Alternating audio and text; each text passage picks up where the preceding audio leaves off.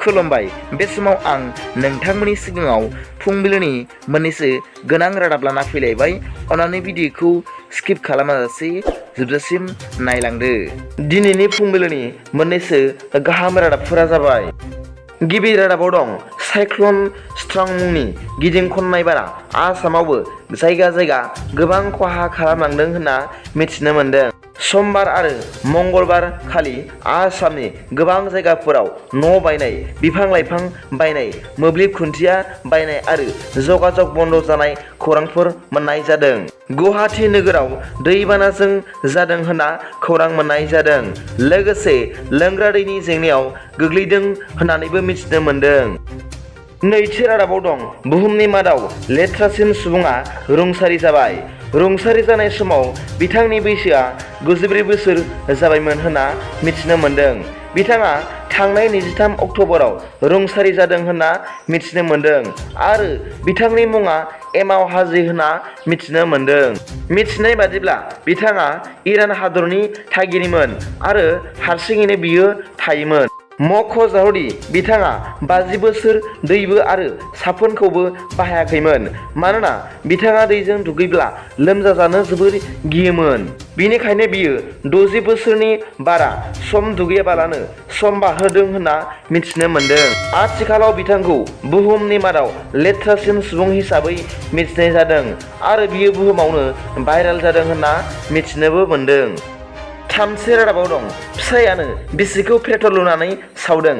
बे खास्रि-बिस्रि जाथाया जादों आसामनि बकाखातनि नाहरजान साहा बागानाव। जाथायनि सोमोन्दै मिथिनाय बादिब्ला फिसाया बिसिजों साहा बागानाव थांफादोंमोन आरो बेयावनो लामायाव फिसाया बिसिखौ पेट्रल लुनानै सावदों होनना मिथिनो मोन्दों। न'खराव नांज्लाय-खमज्लाय जानायनि थाखाय बे जाथाया जादों होनना सन्देह खालामनाय जादों होनना मिथिनो मोन्दों।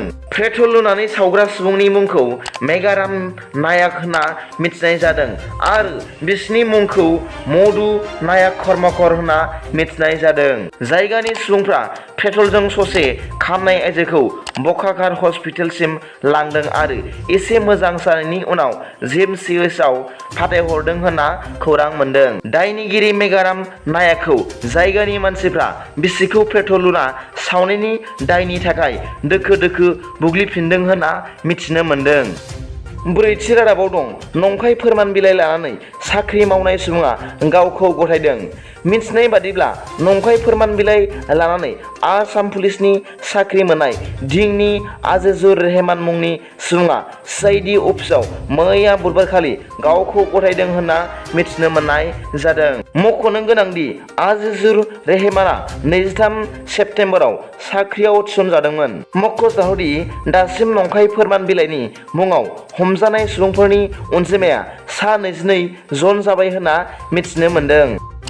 बाथि रादाबाव दं मैया उपेन्द्रनाथ ब्रह्म ट्रास्टआ 2022 मायथाइनि बड'फा उपेन्द्रनाथ ब्रह्म सुबुंथिनि फायखि बान्था मोनगिरिनि मुंखौ फोसावबाय। गुबुन गुबुन बोसोरफोराव होबोनाय बायदि देग्लायबो इउएन ब्रह्म ट्रास्टआ 19थि सुबुंथिनि फायखि बान्थाखौ भारतनि मुंदांखा लिरगिरि, जार्नालिस्ट, समाज सिबियारि आरो मेगसेसे एवार्ड बान्था मोनगिरि, मोनसे समनि दा हिन्दु खौरां बिलाइनि गागि सुजुगिरि, चेन्नाइनि थागिबि फालागुमनि सायनाथनो फैगौ 20 नबेम्बराव गथायनो थिरांथा लायो होनना मिथिनो मोननाय जादों।